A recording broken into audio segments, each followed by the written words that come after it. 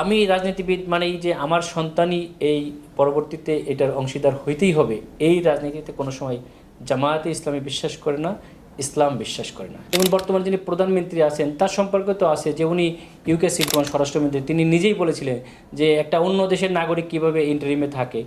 অনেকে বলে থাকে যে আপনি খুবই শক্ত কথা বলতে পারেন মিডিয়ার সামনে বা প্রকাশ্যে, এটা অন্য কেউ বলতে পারে না। জামাতের অনেক লিডাররাই আপনার মতো যে ওপেন বুক হয়ে যে কথা বলা এটা পারে না।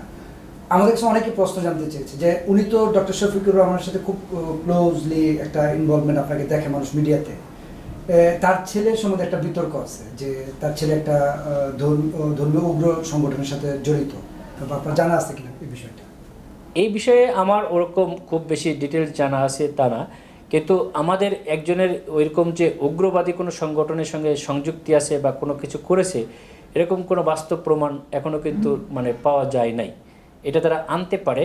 আর আমি রাজনীতিবিদ মানেই যে আমার সন্তানই এই পরবর্তীতে এটার অংশীদার হইতেই হবে, এই রাজনীতিতে কোনো সময় জামায়াতে ইসলামী বিশ্বাস করে না, ইসলাম বিশ্বাস করে না।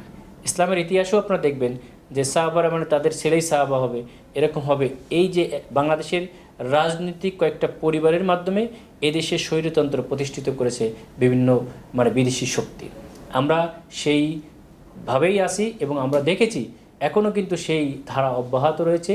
এটা থেকে জাতিকে মুক্ত করতে হলে আপনাদের মিডিয়া এবং এই নিউ যে জেনারেশন তারা অবশ্যই মিডিয়ার এই যুগে এই ধারাকে পরিবর্তনে নিয়ে আসবে বলে আমার দৃঢ় বিশ্বাস, ইনশাআল্লাহ। অনেকে বলছে যে নির্বাচনের পর ডক্টর খালিদ সাহেব তুরস্ক অথবা ইউরোপের কোথাও শিফট হয়ে যাচ্ছে, এটা আপনারা নিশ্চিত থাকে?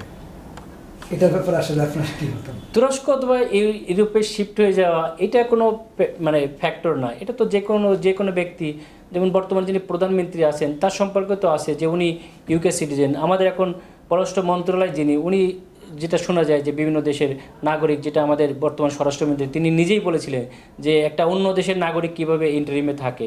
আবার এখন যারা মন্ত্রী পর্যায়ে আছে তাদেরও অনেকে নাগরিক থাকতে পারে। সুতরাং আমি ব্যক্তি হিসেবে যে অন্য দেশে আমি যাইতে পারি না বা এক্সপিরিয়েন্স, যেমন আমি বিদেশে পড়ালেখা করেছি, যে সাবজেক্ট আমি দেশে এখন ডিল করছি সেটা তো দেশের কল্যাণেই আমি কাজে লাগাচ্ছি।